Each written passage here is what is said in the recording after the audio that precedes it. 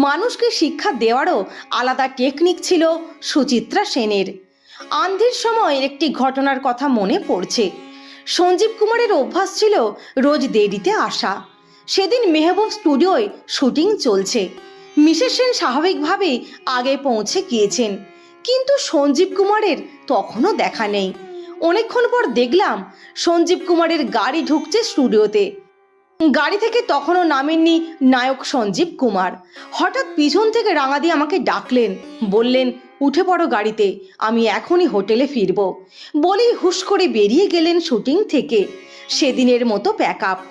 এরপর আর কোনোদিন দেরি করে আসেননি সঞ্জীব কুমার। আসলে রাঙাদির আশেপাশে সবাই আমরা তটস্থ থাকতাম।